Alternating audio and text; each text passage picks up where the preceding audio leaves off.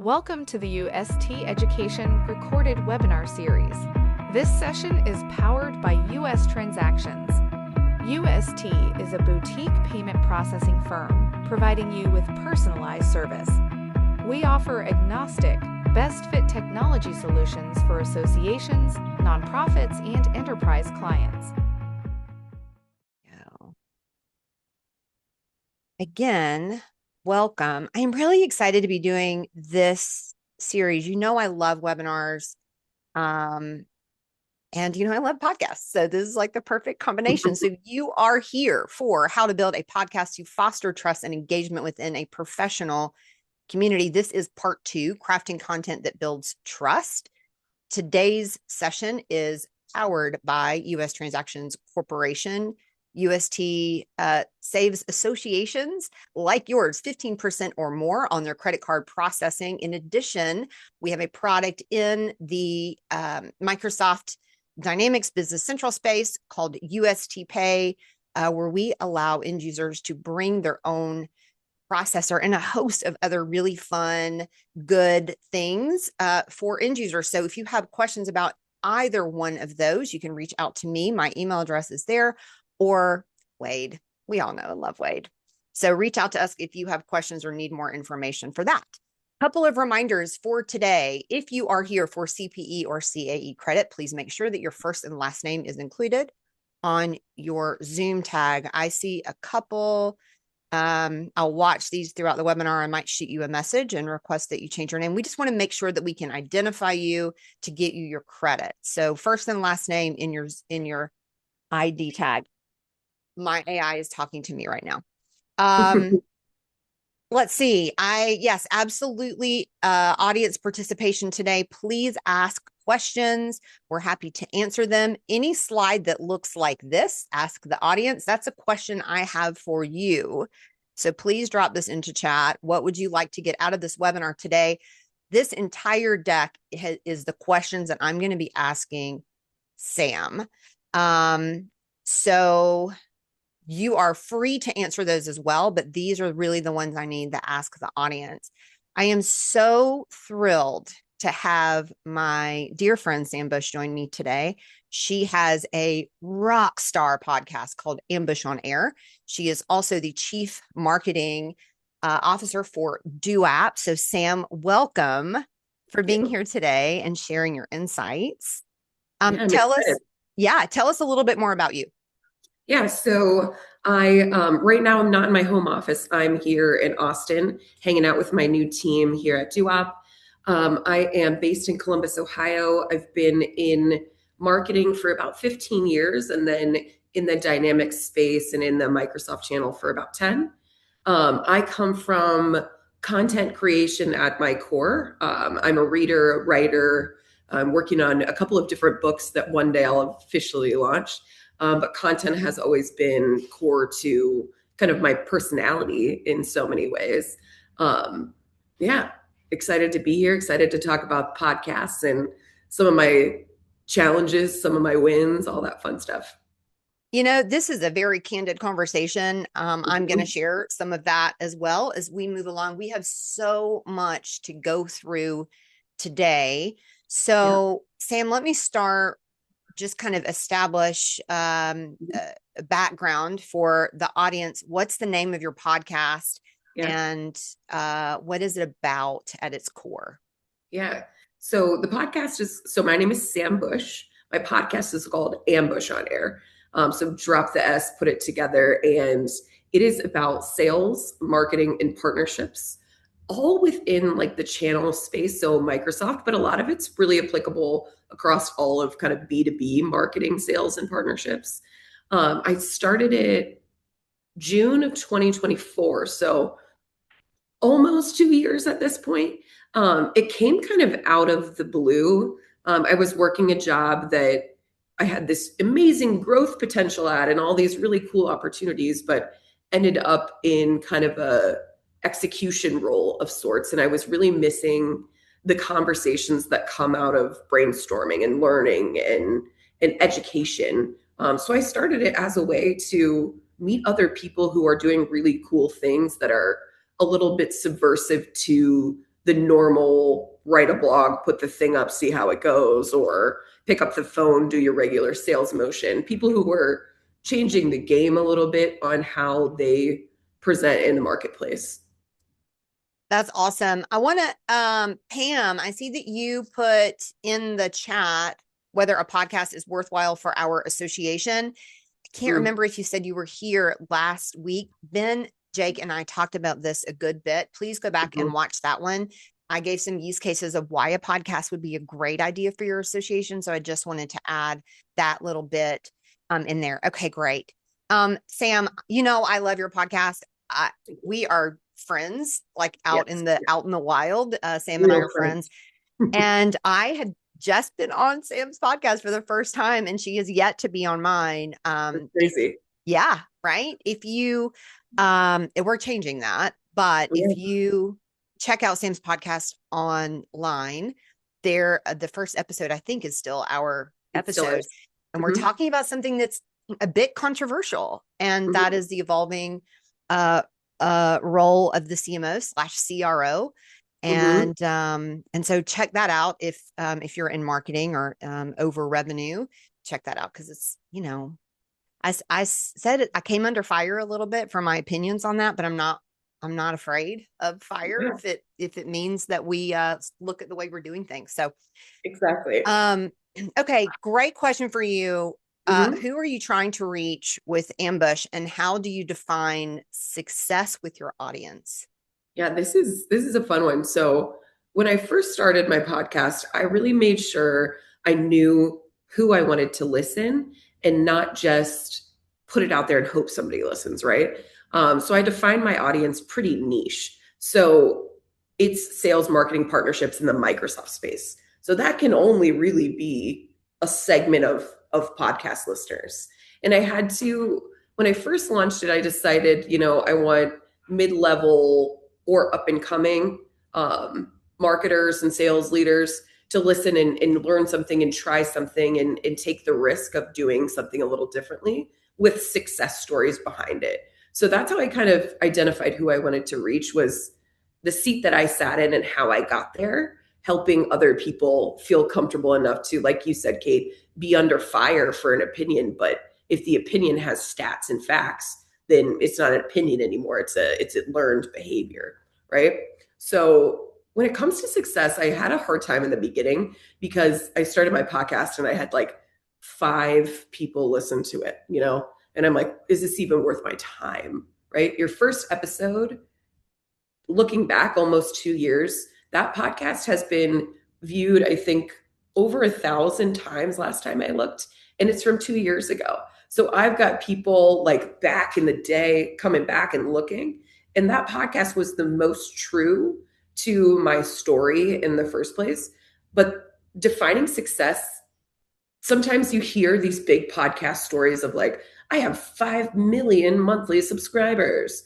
And I'm like, my target audience isn't that big. So how in the world can I get in front of that many? And I get some like media sponsorship opportunities for some of our events. And even for them, they're like, what can we expect out of, your specific podcast? And I'm like, maybe we'll get 10 people to listen, but they'll be the right 10 people. And I think that's where you have to kind of pivot your brain from, I want everyone to listen, to I want the right people to listen.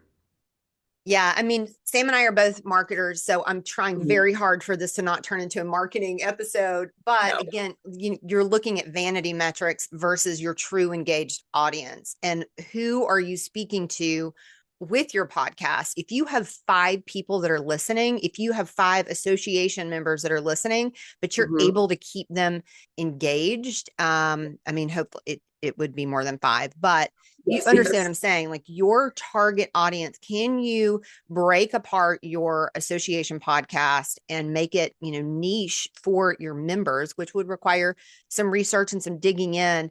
But that is such a great point to make about your target audience and knowing who you're talking to. And sometimes that becomes an evolution, right? I mean, I have a podcast called Coffee Talk. And when I started it in August. And at first it was just everybody I've met.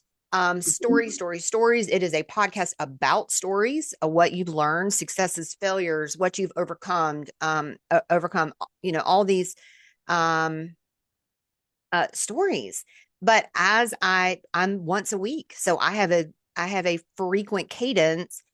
I have kind of pigeonholed a little bit more into dynamics. Yeah. And I am open to where that is going to go, but my target audience has changed. Now, these are stories that can be applied anywhere.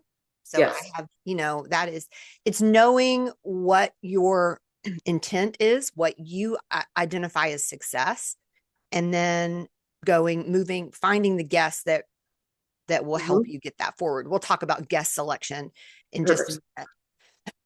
Sam, what drew you to podcasting as your platform for sharing professional insights? I feel like you've already answered it, but yeah. go ahead. I woke up and I was like, I feel like there's so many things that I've learned through just testing that I feel like other people should know and be aware of. You probably already figured this out from listening. I'm a big old extrovert. I love to talk. I love to hear other people's stories and learn. I'm a very curious person in general.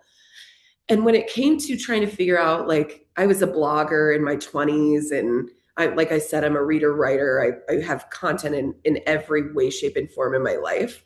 But defining a professional brand and voice is really one of the reasons that I started podcasting.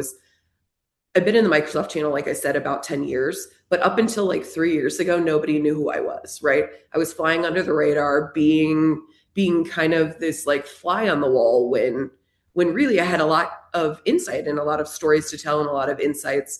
And I wanted to make that known. So I took my name, I turned it into something a little like silly and fun, but then really brought stories from people who are known entities in my channel and really made it me. And that's what drew me to it, was like, how do I make a name for myself in these things that I'm really good at, instead of just what I've been doing for so long, because that wasn't working.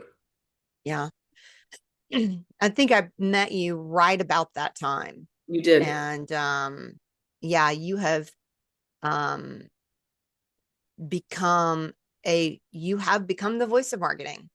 And what's changing, not necessarily what has been. We're talking a little bit before, I opened the room up. Just because you've always done something a certain way doesn't mean you should always do it that way.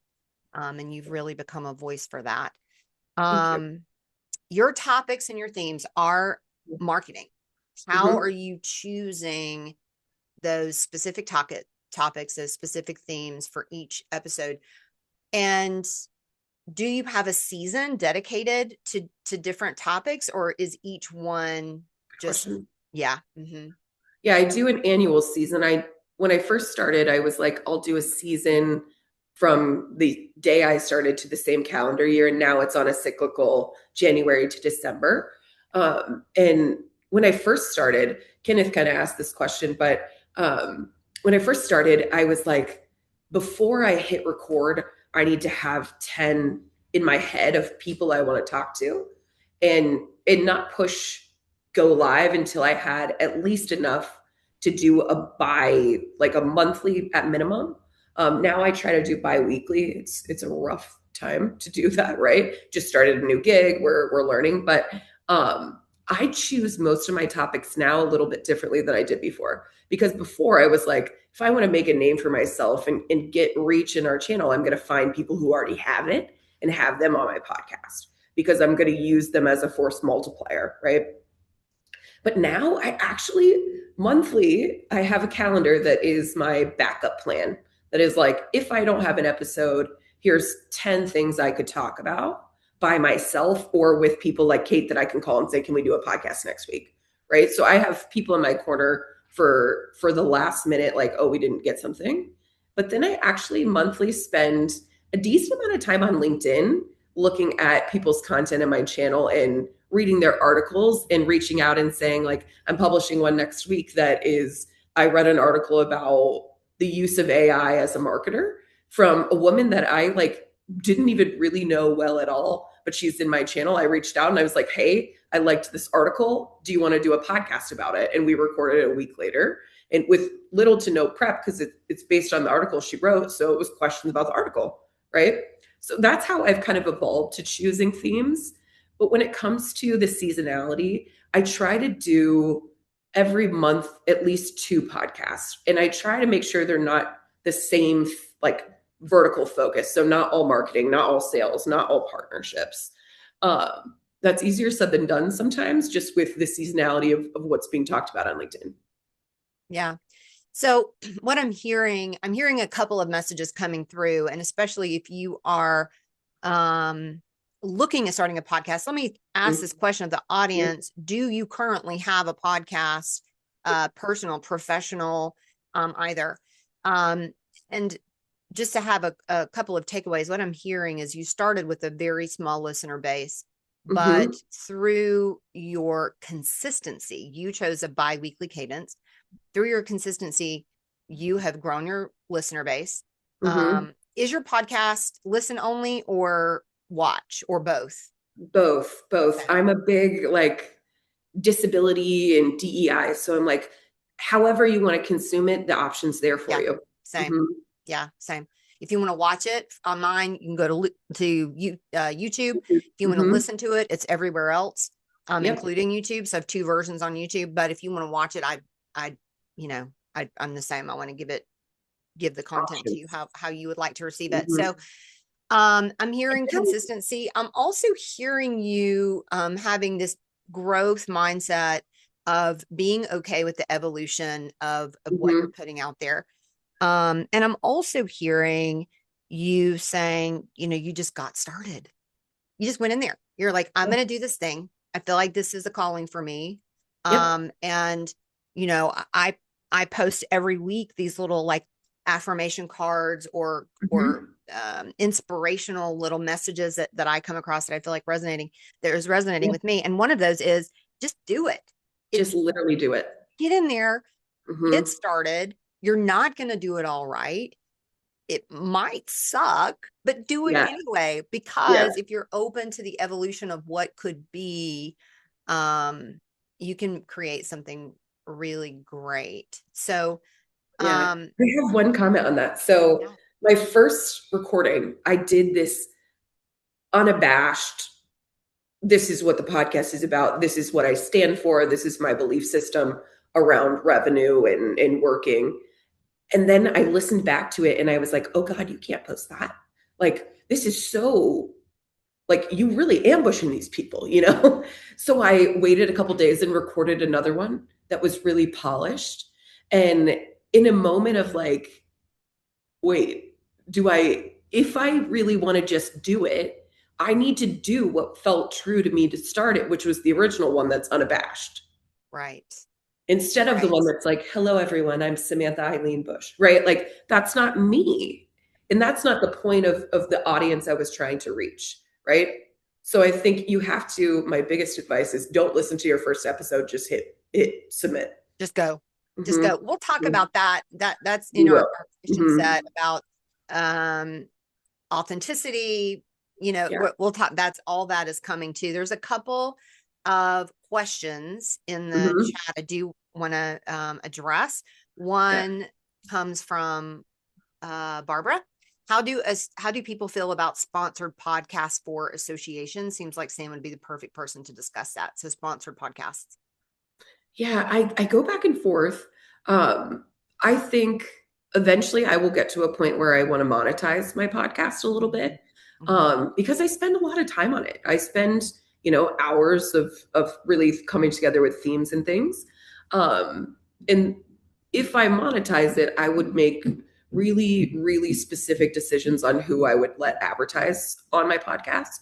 So it would be like HubSpot, which is a tool that I use that I love, or a event that I go to that's looking for new sponsors, right? Like, I would be pretty strategic on the people I would allow to be on my podcast as a sponsor, because I've built this brand cultivation around it. And I want to be kind of, to Zach, be authentic. And I want, even if I'm monetizing it, it still needs to be authentic to really me.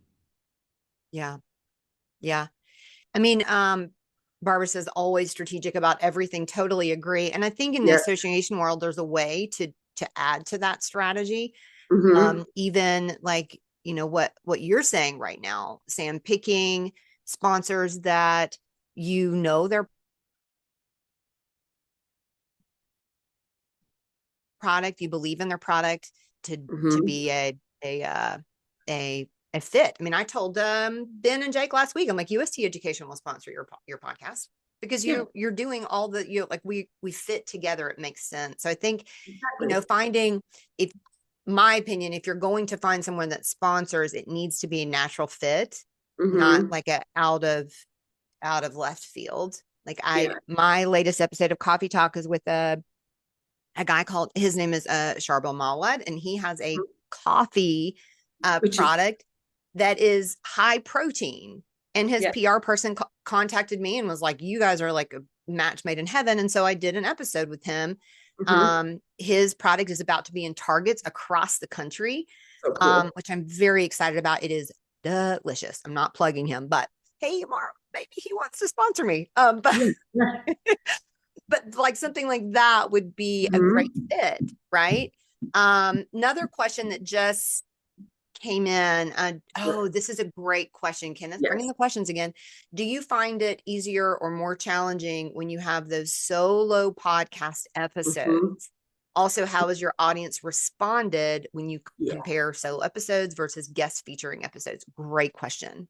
Okay, I'm going to be so honest. My solo episodes are more attended and listened to than my ones with other people. Oh, wow. So my viewership really likes the one-on-one stuff from me more than they like it when I bring community people in, which to me is it's interesting because they're the hardest ones to do, to talk to yourself basically, you know. And my podcast is about 35 minutes, so I have to be pretty intentional when I do them on my own. I do like I have a whiteboard that's right next to me and I write out my like themes. Um, and sometimes I get to 20 minutes and I've already done the whole thing by myself. So it's a challenge. It really is a challenge, but my audience does prefer it. I like to, and I think some of that comes from I do. Last year I did 27 speaking That sessions, that was going to be the point that I made. and usually Yeah. by myself or with a small group of people like Kate, right, that are in my ether, very closely tied to what I believe in, trust, and do. So a lot of it is like we saw Sam on the Women in Tech lunch, and now I'm listening to her podcast, and I'm going to go to the one where it's just Sam because I liked what Sam said here, here, and here, right? Right. So I think some of it is based on the things I do outside of the podcast, on why they kind of gravitate towards those. Yeah. And then You I do tons of will speaking say, at mhm, all the major conferences that we go to. You do tons of sessions, you pack a room. So that makes sense to me for you, mhm, why people would go to Ambush and look for you, because they're thinking they're going to get, you know, a recap of that session or exactly. more of what you talked about in that session. So that makes sense. Kenneth, I hope that answered your Yeah, question. I think it just depends on, we're coming all down to personal branding, what you're it known does. for, what you want to Mhm, be known for. yeah.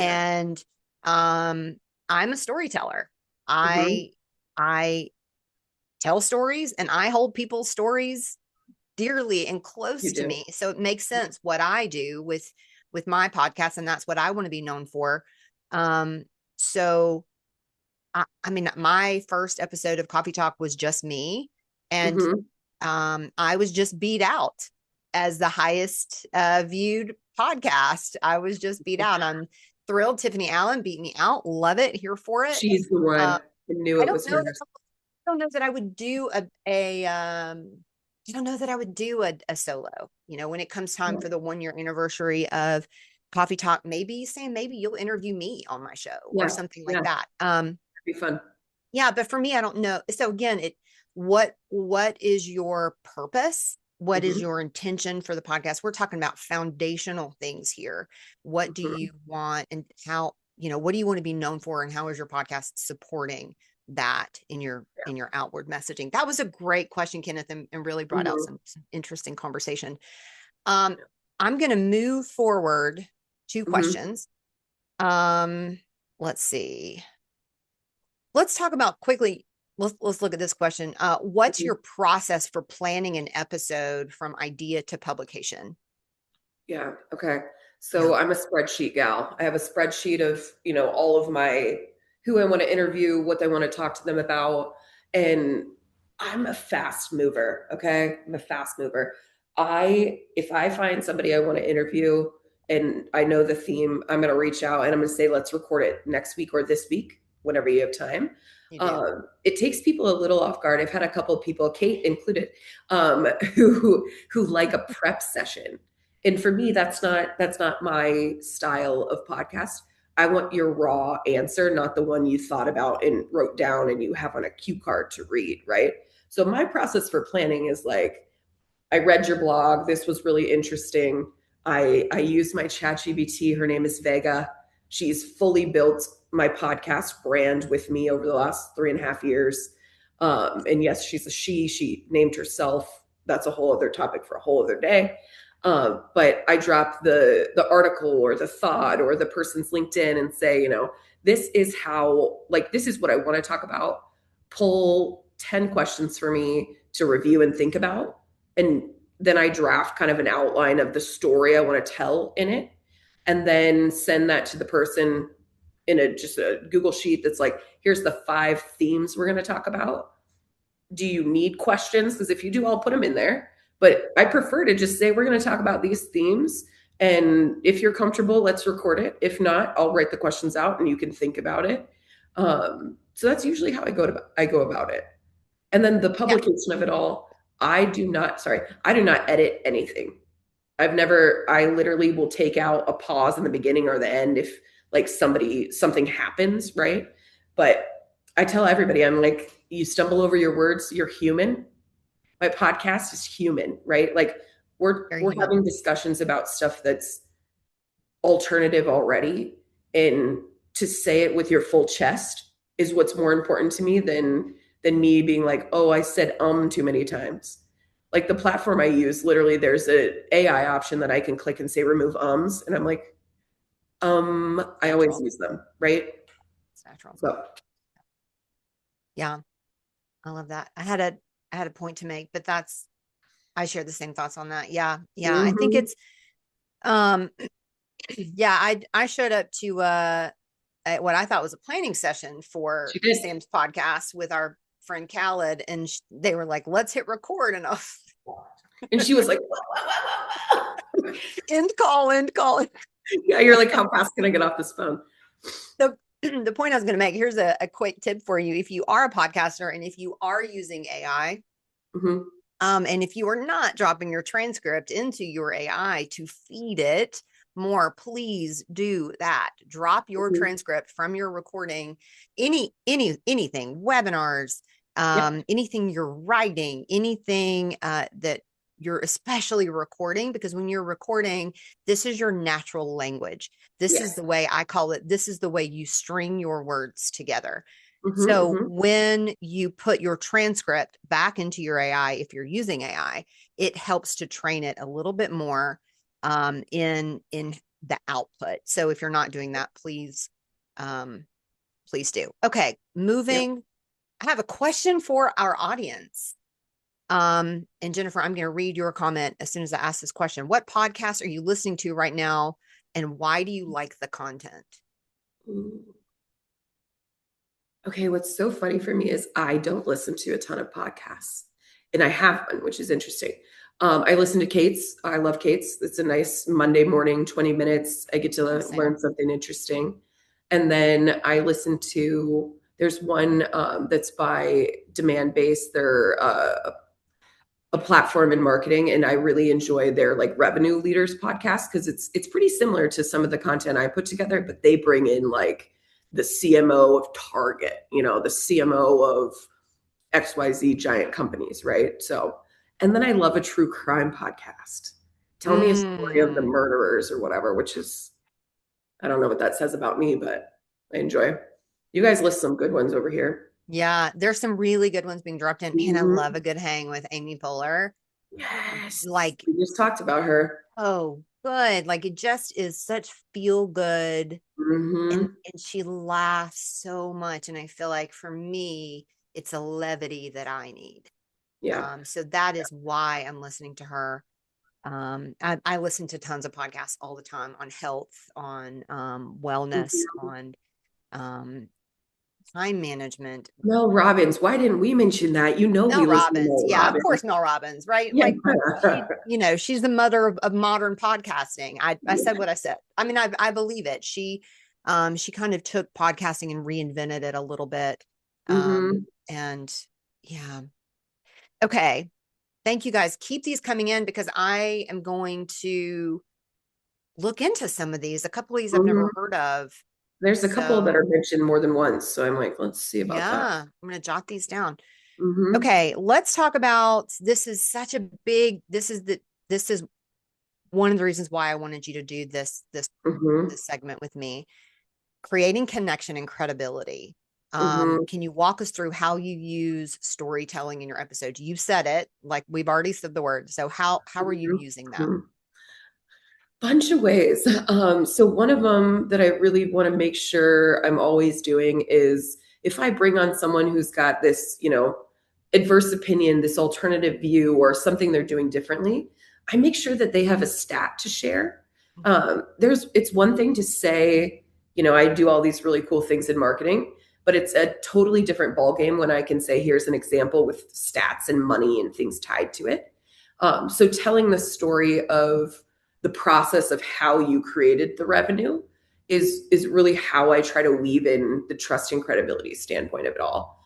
I also do I never intro myself on my podcast. Every once in a while, I'll be like, this is what I do for a living.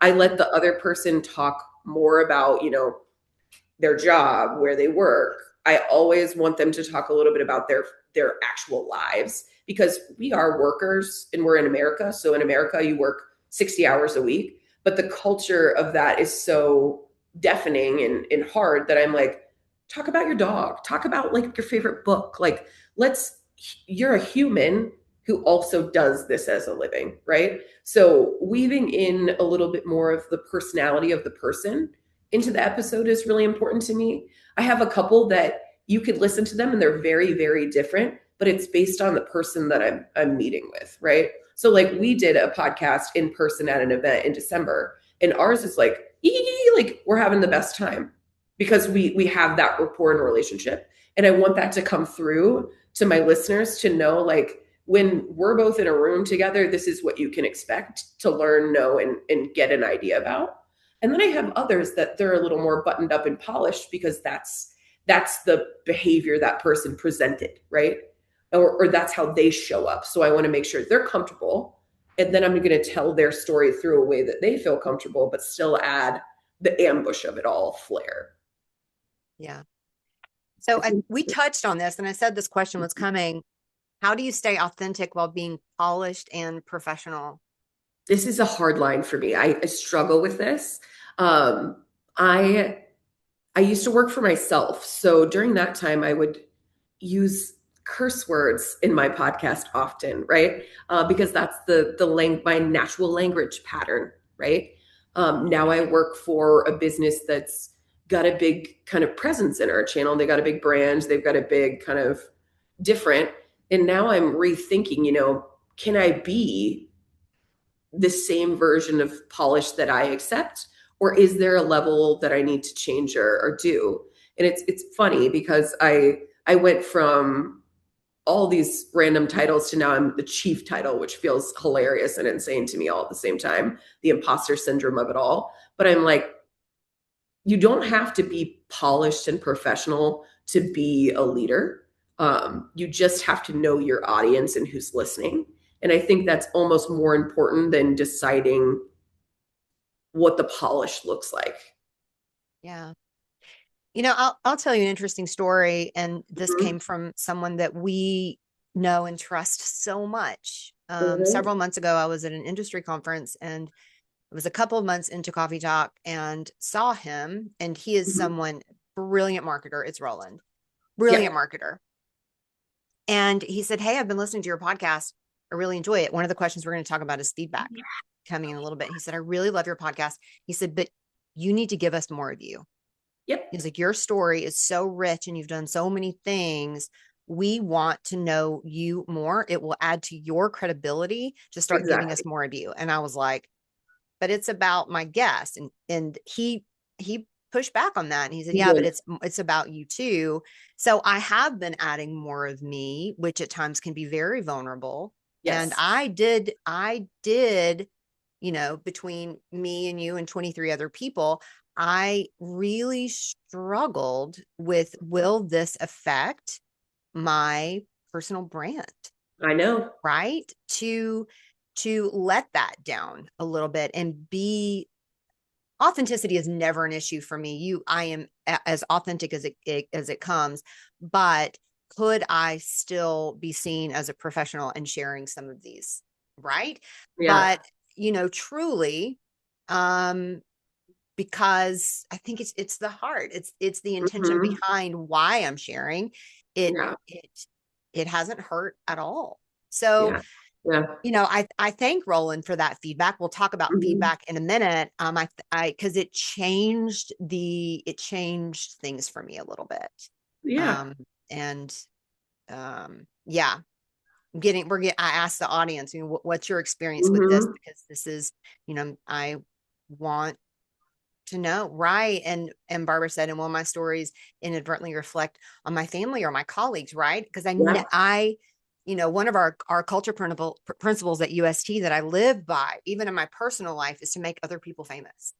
Yeah. And I don't want to do anything that's going to tear down any of that. And, so yeah, this is an ongoing question I'm asking myself, and just checking in with myself about. So thank you for sharing that, Sam. I mean, to Barbara's point, I quit a job over keeping my podcast. I had just started it. I was in an individual contributor role, bored, checking off tasks all day long. So I started a podcast. And through a series of conversation, I had a leader in the business that was like, oh, Sam's just being silly on the internet. Make sure she doesn't say our name. And I'm like, but I'm talking about my like wins that also benefit your business. And through a series of it, I called my boss and I was like, you know what? I quit. I'm going to go work for myself. I'm going to go do my own thing because it's true to me. And this isn't true to me anymore. And I think it's interesting to think about how it affects your work and your life and the people around you. Yeah. Some of these comments are coming in are just like, you know, and I think, Sam, you and I can just talk forever about these things, but I think, you know, we are in this age of AI, right? We're in this age where some of the things you read, you're like, but did that come from a human? Probably right? Not. Probably not. But when you get to a platform like this is a real conversation. This authenticity, this realness, this honestness. I think I don't have any stats to share with this. This is like my gut, my intuition, my feeling is that people crave this. They crave the real. They crave knowing that this conversation we are having is based in experience, based in learning, based in growth. So I think that is why podcasts are on the rise, because people want the real. Yeah. So yeah, I'm trying to keep us like, I've got so many questions for you. I'm like, we got 20 minutes. I feel like I'm like changing directions. Let's talk about your guests. You said that, that you are reading, you're absorbing, we're finding, both of us kind of find guests naturally based on what we're hearing and absorbing. How are you vetting your guests for your show?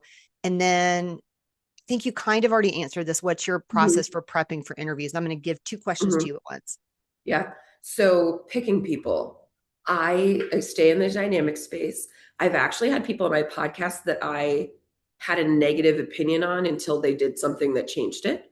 I'm willing to interview people who have total different opinions than me, because that's what makes it interesting, is their lived experience versus mine, right? So choosing a guest for me is pretty, I would say, easy, because I do a lot of industry events and I'm around these people constantly.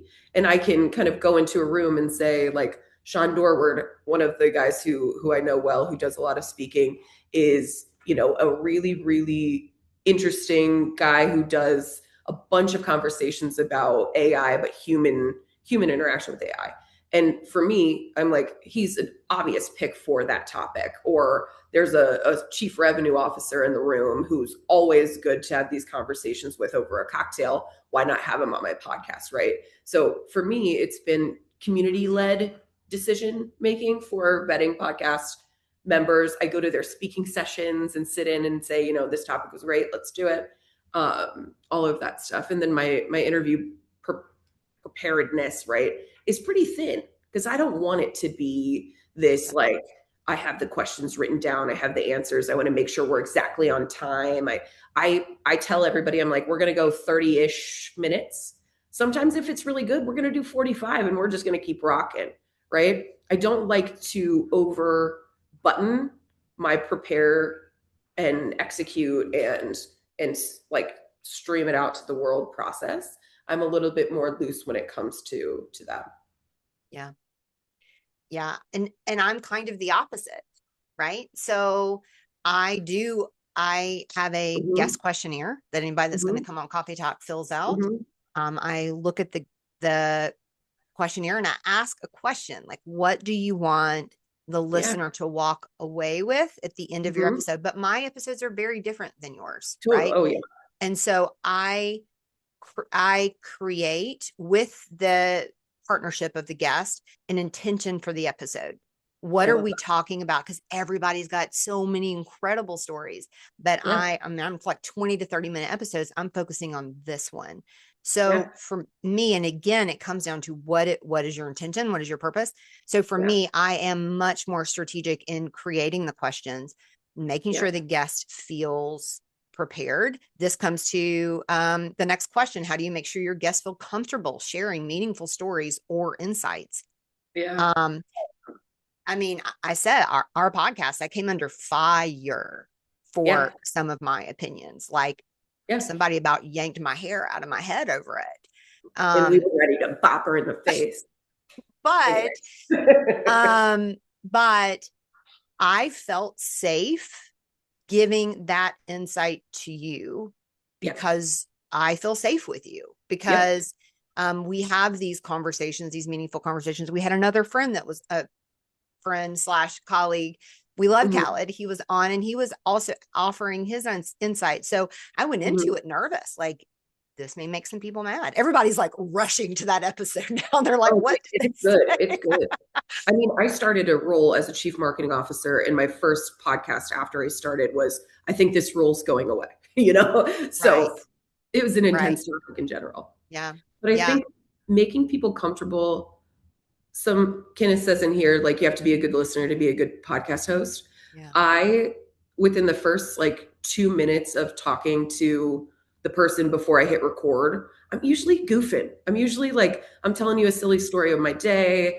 I'm level setting the tone before the guest can have anxiety or fear. I'm like, this is just going to be a silly little chat that we're going to have. We're going to record us talking and people will listen to it and have a good time, right? From a trust perspective, I also try to make sure the people that I ask to be on it versus people who approach me to be on it. Oftentimes, if someone approaches me, I don't interview them. I try to stay true to the things that I want to talk about, because I started it in the first place for my own education, right?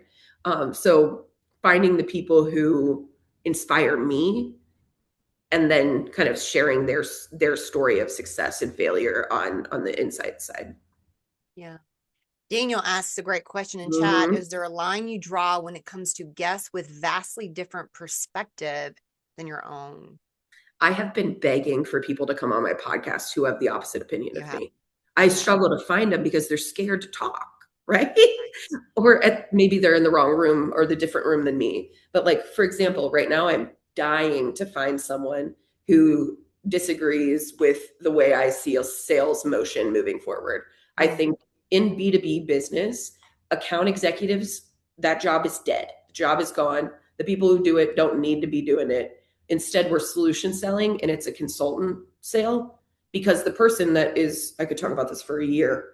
The person who is coming to you as a buyer now has already self-educated on the internet in thousands of ways before they get to you. They don't need to see a demo deck that account executive prepared with the 5 reasons why you should want to buy. They want to see how they build the process with your solution because they've already figured out those 5 reasons why. Yeah. So. Yeah. Pam's like, yes, bringing back my sales days. Question for you guys. What kind of content would you like to produce if you started podcasting? Ooh. Yeah. I've thought recently if I started a new one, what it would be about. And I'm like, I don't think I could do it. I think the podcast I do is the right one for me, you know? And I feel the same. Like There's- if I did something else, what would I do? Nothing. Because what I do is so very on brand for me. Yeah, me too. So, I mean, maybe dogs. I might. Yeah, we could do dogs. Yeah. Interviewing the dog owners. Yeah. Member driven stories. Peyton, yes, yes, yes. I'm loving that. I mean, I really feel like this is such, listen, I have no stats or anything. This is like gut intuition feeling. Okay. I really feel like a association based podcast is what you need to engage your younger members. Yes, yes. Realizing the trends of where things are going, how people like to consume content. Do they like newsletters? Do they like big, broad marketing emails? Do they like live events? Do they like just real roundtable discussions? So I really think an association podcast would just be so great. I mean, I am vice president of my IAMCP chapter, and I may start one from my IAMCP chapter just to talk about or turn our monthly meetings into a podcast, essentially. Yeah. And so we can talk about some real world struggles with our partners and what we need to do to be helping each other. So as these are coming in, if it was personal and be about shopping, yes, loving. Yes. Yeah. We do basically that on our text between each other. Yeah. Like, here's the outfit ordered, you know? Right. Kenneth wants to know your perspective on the length of content. What went into your decision to generate episodes around 30 minutes? Yeah, it was a hard decision because all the research that I do is, you know, the time span of somebody's attention now is 2 seconds, right? If you can't hook them in 2 seconds, they're not staying. And I think it comes down to when I chose my audience intentionally, and I knew the stories that I'd already told in my speaking sessions. If they can sit through an hour of me talking about something, they'll listen to 30 minutes. It kind of came from that. I kind of built it based on, you know, the packed room about marketing to millennials in the year of 2023, right? It came from a lot of that. And I also find it's really, really hard to ask more than one question and get it any shorter than 15 minutes. Yeah. And there's not enough depth and meat for me because I like to have some fun in the podcast as well and not just be, here's the question, here's the answer, here's the question, here's the answer. So the length of time I've gathered based on my own research, but also listening back to and looking at my stats, people drop off around 35 minutes. No one usually finishes past that. So I'm experimenting. I am starting to do shorter episodes when I'm in person at events. So I'll do a 15-minute because I do a lot of them at events. So it's like a little less work for me. But yeah, the 30-minute mark was kind of arbitrary at first. And then it made a lot more sense in kind of my way I go to market with it. I just did 9. I call them espresso shots. At an industry event I was at. I was asked to be a media sponsor for that, which was so exciting to see my logo on the wall. So cool. But I called them espresso shots because they were short, impactful, big questions, big meaning. And I did 9 of them and they were about 10 or 15 minutes a piece. I was worn out. That's another thing that we should have a whole other episode, like the emotional prep, the endurance, and the after because I'm an introvert. I'm the opposite of Sam. And Yeah. these episodes, while I love them, I pour my whole self out into them, and it is it's exhausting. So after Yeah. 9 of them, I was like, I need a nap. Yeah. There was one event in December. I did 9 in one day, and then I had to go to a dinner, and I sat at that dinner like, I don't have anything to contribute, because I'm like, I've been giving all day into this, Yeah. and I'm an extrovert. So imagine that, right? Yeah. Yeah, Kenneth, let me answer this question for you really quickly. What's your setup when you're on the road at events? Are you recording through your phone, computer, or something else? I use little Bluetooth mics when I'm on the road, and they really are incredible for sound. They cut out all the background noise. Sound is so important to me on my podcast. And I use a laptop. I am experimenting with I don't like to sit side by side with my guests. I like to sit across the table for eye contact, because doing this the whole time feels very awkward for me. So I'm experimenting with using my computer and my my iPad. With 2 video sources, 1 audio source. So because it has to be very mobile and quick moving. I also have ring lights that clip onto my computer that I power through power banks. So if that helps, and that fits into my backpack. I am the marketing person of my company, so I'm also bringing all the other things. So if I'm showing up and podcasting, it has to be a quick in a bag setup. So I hope that answers your question. I think lighting is the hardest part for me to narrow down. I did an event where they wanted me to face the room while I was recording, and I was a big window behind you. And these are the most hideous looking videos, but the content's great. So I'm like, you should probably listen to this one and not watch it. Right. But, exactly. I'm going to skip. We have 6 minutes left, Sam. So I'm going to skip to the second question on this slide. Have you ever received critical feedback from listeners, and how did you respond? Oh, I'm going to be honest. I've only had one critical piece of feedback, and it was from the guest who did it with me. And he was like, that didn't sound how I want to show up and present like. Oh, wow. And he's like, you wrote the questions out, but then you asked me like different versions of them, and I got kind of stuttered up. And again, that comes down to like, I don't over polish. So I have to have the right people on the podcast. And this person approached me early on. So I said yes, because he's a name and a commodity, right? So I'm like, let's do it. So I ended up not publishing the episode because he was like, I don't like the way I sounded. And he wanted to re-record it. And I was like, I already have my guests kind of coming in and setting up. So it was really awkward. He's been on my podcast since, and we've kind of rectified the situation with him. I ask the exact questions, but they're not my best podcasts because they're not the story evolution of the conversation. Instead, they're ask and answer, which is not my style. Yeah. Backing up one, because I do feel like this question on this slide is also really important for the reason that I brought you on for this part 2. What actions or decisions have helped you build trust with your audience? Why are they coming back time and time again? Yeah.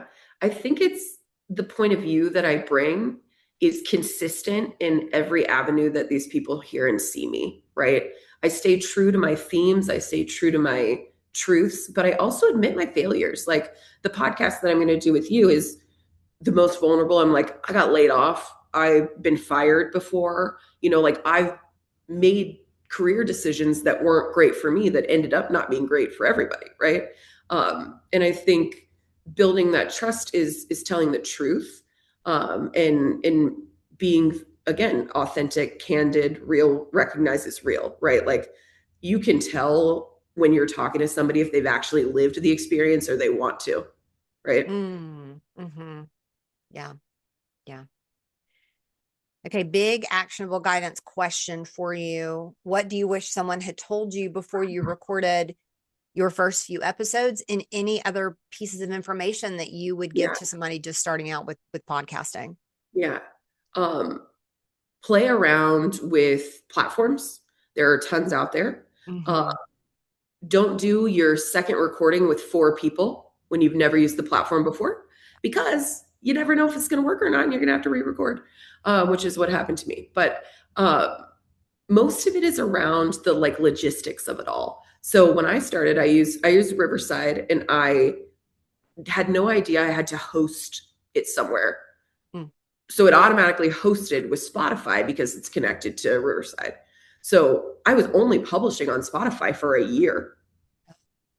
Wow. Because I just assumed it was going everywhere because that's how Riverside kind of spoke about it. So I assumed I had it all set up. And then I go and I'm like, someone's like, I can't find your podcast on Apple Music. And I'm like, well, it should be out there. Yeah, wasn't out there because I didn't have the hosting link in the right place. So some of the logistics stuff, you have to pay attention to very deeply, even though it says it's a self-service platform. Click around on all your settings and make sure you understand what you're putting out and where it's at, because a lot of that stuff is a little bit confusing. And I'm a technology person, and I still got kind of lost in the sauce of that. Yeah. We talked about a lot of that last episode. So go back and listen to that if you have questions on that like technology, all the things as creators, it's not really interesting, but still so important. Podbean. Okay, great. But getting that foundation there and set up before you even hit record is so important.